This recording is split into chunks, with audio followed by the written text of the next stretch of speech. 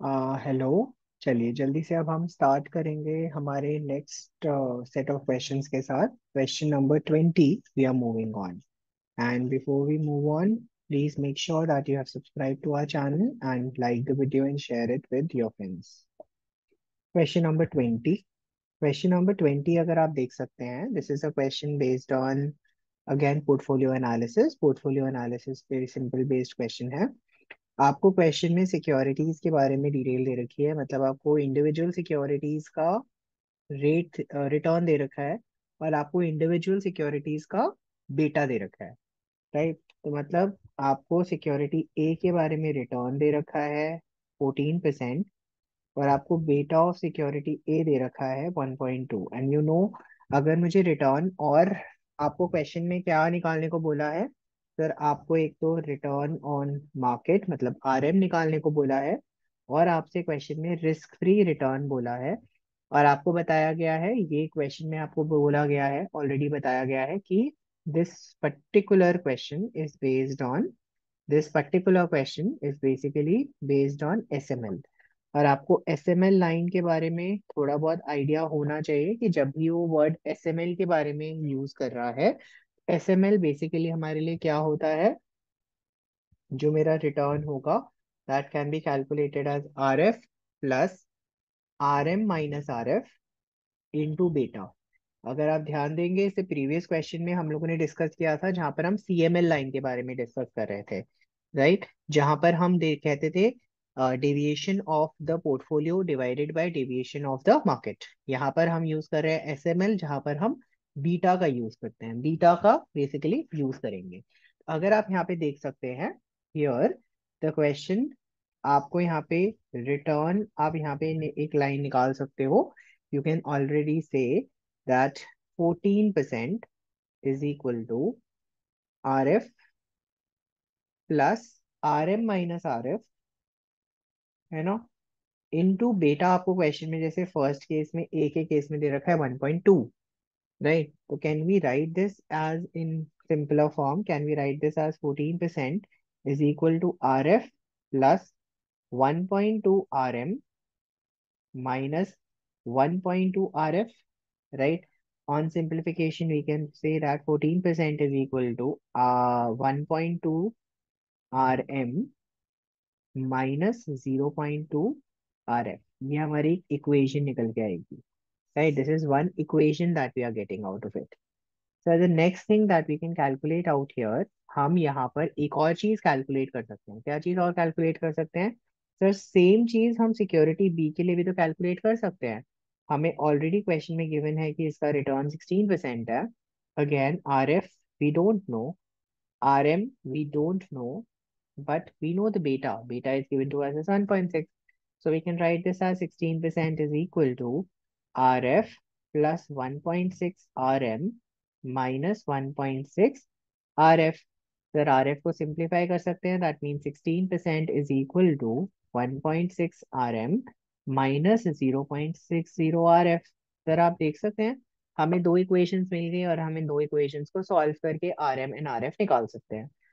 तो मैं दोनों को पहले पुट कर देता हूँ, लिख देता हूँ 1.2 RM minus 0.2 RF is equal to 14%, 1.6 RM minus 0.6 RF is equal to 16%, है ना। हम यहाँ पे सिंप्लीफाई कर लेंगे, दोनों इक्वेशंस को पुट कर लेते हैं। What we can do, sir we can multiply this by 3, है ना, sorry the first one, not the second one. We can multiply the first one with 3 in order to get the same value. So 1.2 into 3 gives me 3.6 RM minus 0.6 RF mine is equal to 14 into 3, that's 42%, है ना। ये हमारा as it is रहेगा, है ना। अब हम इसको सब्ट्रैक्ट कर देते हैं, है ना। Minus plus minus, basic two linear equation with two variables को सॉल्व करा, तो यहाँ पर हमारे पास आ गया 3.6 माइनस 1.6, that's 2 RM is equal to 42 minus 16, that's going to be 26. That means मेरे क्वेश्चन में RM की वैल्यू 13% हो गई। सर मुझे एक मिल गया, मैंने दूसरे में वैल्यू पुट कर देनी है, तो मैं सेकेंड इक्वेशन में पुट कर देता हूँ। 1.6 into 0.6 RF is equal to 16%. Sir, 1.6 into 13, that's going to be 20.8%, minus 16% divided by 0.6 will be equal to RF. मैंने बस सिंप्लीफाई किया, RF को 20.8 minus 16 divided by 0.6, तो मेरे पास ये आ गया 8%. तो you got RF and RM. That's a very simple way of calculating the values, I guess. आपको ये चीज क्लियर होना चाहिए, इसमें मेरे ख्याल से कोई डाउट होना नहीं चाहिए।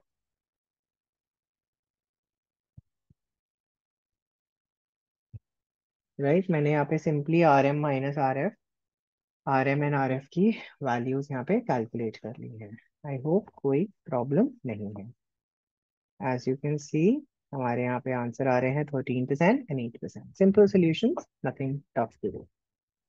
अगर आप देखेंगे question number 21, if you can see question number 21, question number 21 में बोलता है कि आपको पोर्टफोलियोज का एबीसी 3 पोर्टफोलियोज दे रखे हैं और आपको क्वेश्चन में इनके एक्सपेक्टेड रिटर्न्स वगैरह गिवन है। Right, you are given the expected return and other things in the question.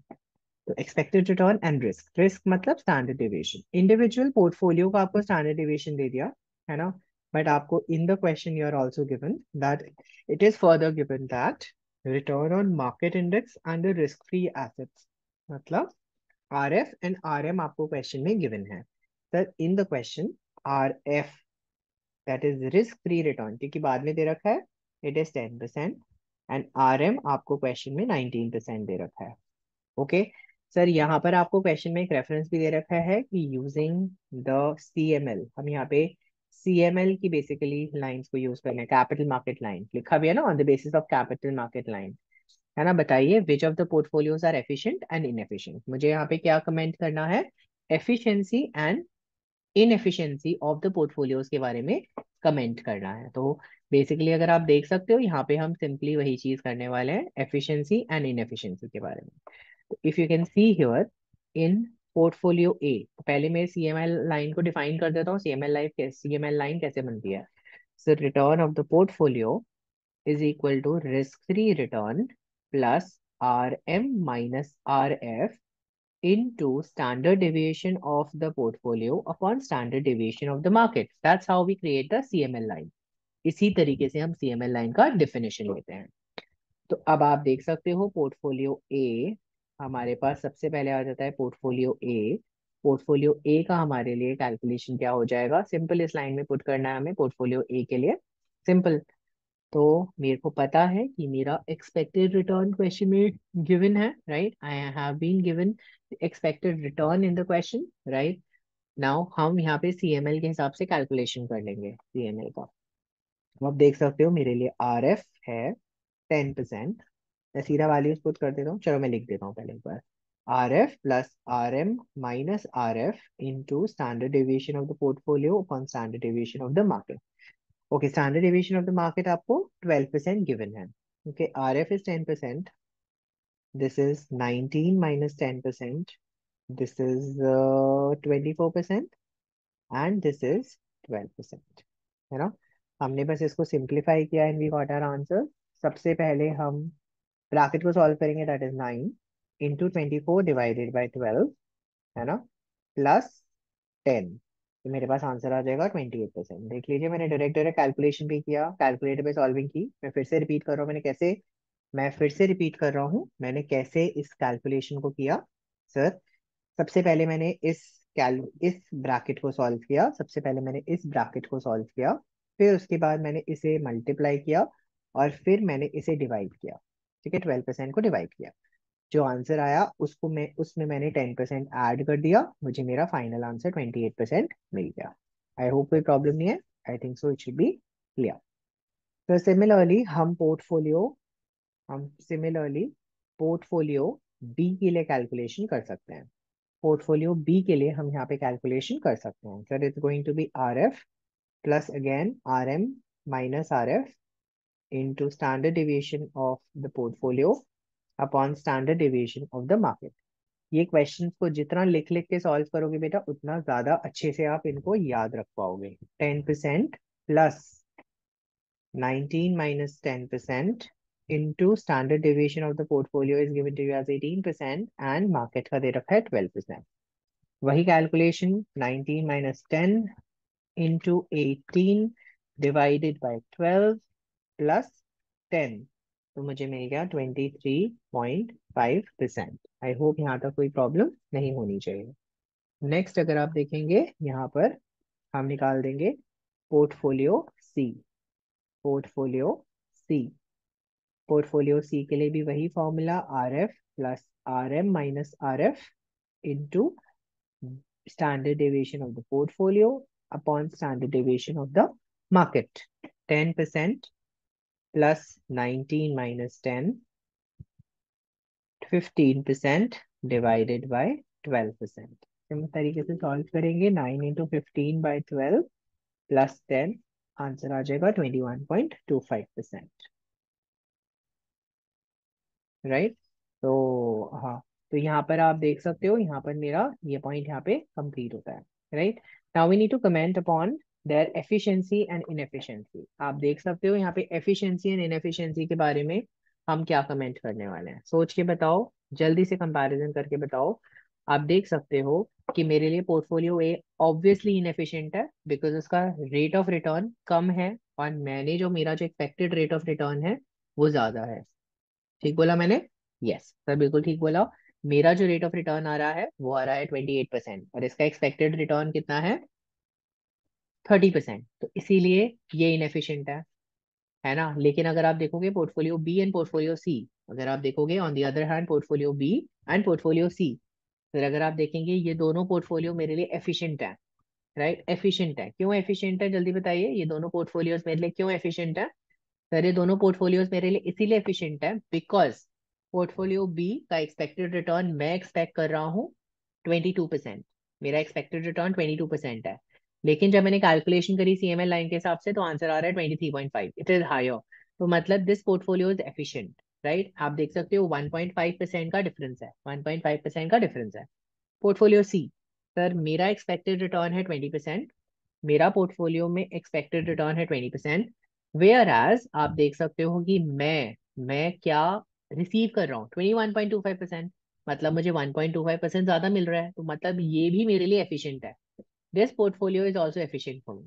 Right. तो आप देख सकते हो on the basis of efficiency and inefficiency मेरे लिए जो मेरे पोर्टफोलियोज हैं, राइट, मेरे लिए जो मेरे पोर्टफोलियोज हैं, ए इनएफिशिएंट हो गया क्योंकि उसका रिटर्न कम है. बी एंड सी का एफिशिएंसी हाई हो गया, एफिशिएंट हो गए बिकॉज इनका जो रिटर्न है वो मेरे उससे हायर है. ठीक है. चलिए जल्दी से मूव ऑन करेंगे. Question number 22. क्वेश्चन नंबर 22 में अगर आप देखोगे अगेन सीएमएल लाइंस के साथ सॉल्व करना है. बिल्कुल सिमिलर टाइप का क्वेश्चन है. 2016 में पूछा हुआ क्वेश्चन है. क्विकली हम इस क्वेश्चन को सॉल्व कर लेते हैं. ठीक है. क्वेश्चन नंबर 22 मैं सीधा आ रहा हूँ पोर्टफोलियो पोर्टफोलियो ए में. पोर्टफोलियो ए में द क्वेश्चन आपको क्वेश्चन में आपको risk return and risk on market index मतलब आर एम आपको 18% दे रखा है. वेर एज रिस्क आपको standard deviation of the market is given to as 10%. R F आपको क्वेश्चन में 7% दे रखा है. तो it is going to be 7% plus 18 minus 7%.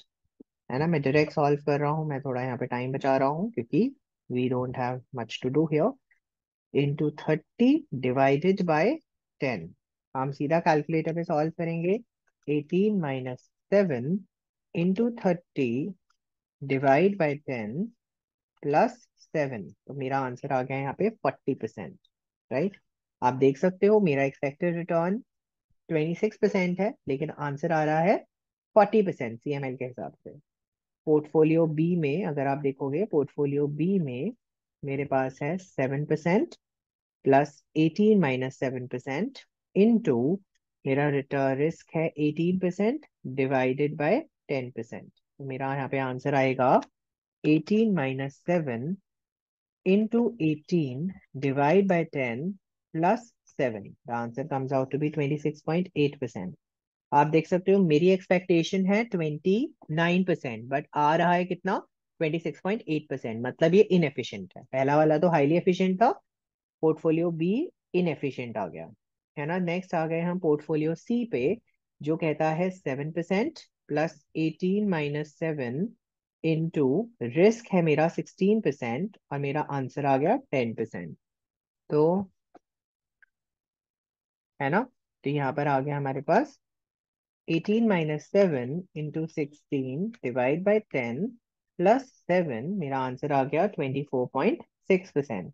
तो अगर आप देख सकते हो यहाँ पर मेरी वैल्यू आ गई 24.6। अगेन ये भी मेरा एफिशिएंट हो गया। अगर आप देख सकते हो ये एफिशिएंट क्यों है, बताइए जल्दी बताइए। पोर्टफोलियो सी मेरा एफिशिएंट क्यों है? क्योंकि पोर्टफोलियो सी में मेरा वैल्यू अगेन हायर ही आ रहा है ना। मेरा यहाँ पे जो वैल्यू है it is coming out to be higher, right. I hope ये क्वेश्चन भी क्लियर है, राइट।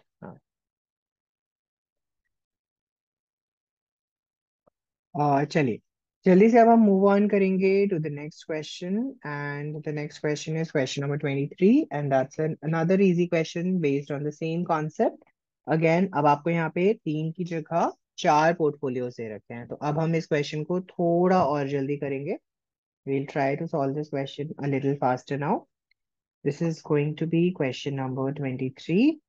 चलिए, अगेन पोर्टफोलियो ए आपको दे रखा है। सिंस इन द क्वेश्चन हम सीधा सीधा assumptions लेंगे।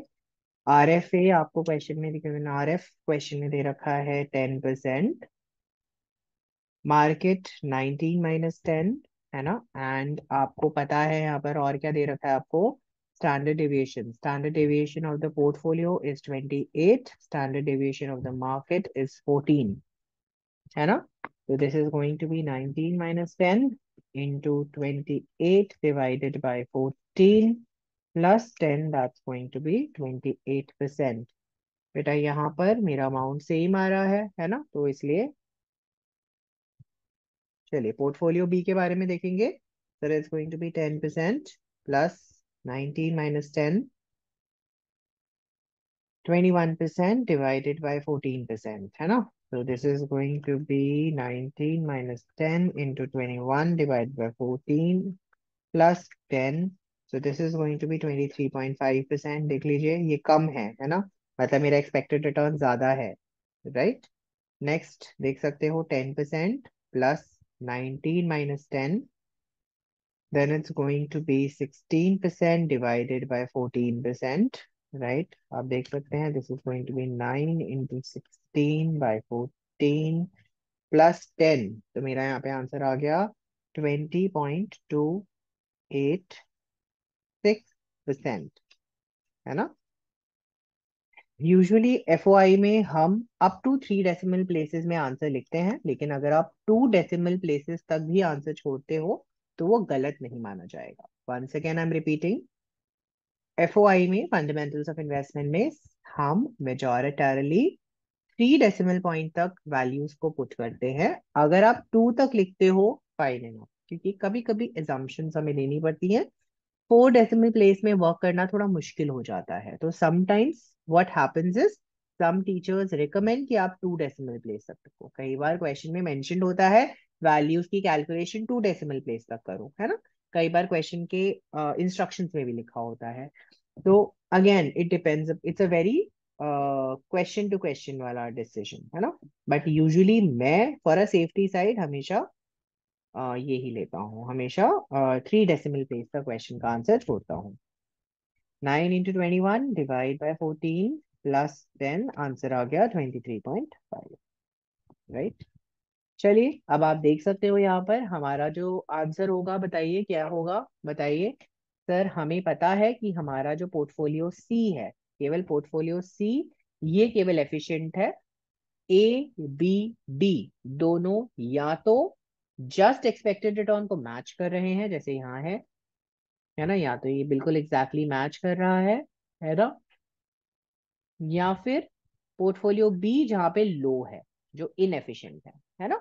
इसीलिए आपको याद रखना है सी इज द ओनली पोर्टफोलियो जो हमारा एफिशिएंट है। Coming to the next question, question number 24. Question number 24 थोड़ा easy question है, दिखने में टफ है, होने में easy, right? Let's try to solve it.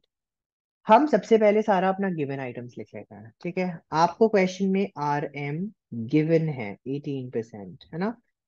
Standard deviation M आपको गिवन है 5%, आर एफ आपको गिवन है 10%। Okay, right? ये तीन चीजें हमें स्टार्टिंग में दे दी उन्होंने। अगर आप देखोगे नेक्स्ट चीज हमें क्वेश्चन में क्या बोल रहा है, बोलता है in what proportion will you divide your funds between the market index and risk free assets. मतलब मुझसे क्या मांग रहा है, प्रोपोर्शन मांग रहा है, पिछले टाइप का क्वेश्चन है, जहां पर मेरे पास में पोर्टफोलियो का जो रिटर्न है वो 16% होना चाहिए, और मुझसे रिस्क भी मांग रहा है पोर्टफोलियो का। Am I clear? कोई प्रॉब्लम तो नहीं है? तो यहाँ पर हमसे क्वेश्चन में एक तो प्रोपोर्शन मांग रहा है और एक हमसे रिस्क मांग रहा है। सिंपल 4-5 मार्क का क्वेश्चन है, कुछ खास हमें इतना करना नहीं है। हम क्या एज्यूम कर लेंगे, let the amount to be invested be 1, है ना? Let the amount invested in market index is equal to X, है ना? Therefore invested the amount invested in risk free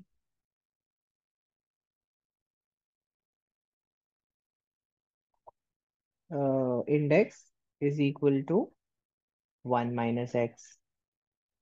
16% is equal to 16%, है ना? हाँ, yes, 16%, 16% is equal to x into 18% plus 1 minus x into 10%.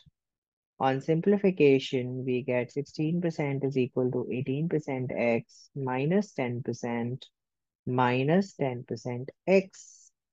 That means 6% upon 8% is equal to x. That means x is equal to 6 upon 8, that is 75%. है ना? Right? मेरा weightage, right? And amount invested in market index is 75%. Amount invested in risk-free index is 25%. Second, अच्छा हमसे risk भी मांगा है, तो risk का हम यहाँ पे फॉर्मूला भी लगा सकते हैं। रिस्क का फॉर्मूला क्या होगा, आपको पता ही है। रिस्क कैसे निकाल सकते हैं, सीएमएल का बेसिकली फॉर्मूला लगा देंगे। R P is equal to R F plus R M minus R F, risk of the portfolio upon risk of the market, सब कुछ given है। This is 16% given to us, this is 10%, so this is 18% minus 10%, this is, ये तो हमें निकालना है। और market risk हमें क्या दे रखा है, हम 5%, है ना? Right, 5%। On simplification we get 6% is equal to 18, यहाँ पे आ गया, मैं डायरेक्ट डायरेक्ट लिख लेता हूँ, है ना? Divided by 8% into 5% is equal to standard deviation p। 6 into 5 divided by 8, we get standard deviation p is equal to 3.75. That's the risk of the portfolio, right? I hope कोई problem होना नहीं चाहिए। Sir बोलता है second part, in case you wish to in case you wish to earn an expected return of 20%, आप 20% का return expect कर रहे हो, तो इफ इज इट फीजिबल, क्या ये फीजिबल है? तो बेसिकली आपसे expected return in the first part आपसे अब मेरा जो एक्सपेक्टेड रिटर्न है ऑफ द पोर्टफोलियो उसे मैंने 20% कर दिया। ठीक है। फीजिबिलिटी कब होगी? अगर मेरा जो एक्स का वैल्यू है वो 100 से कम आएगा।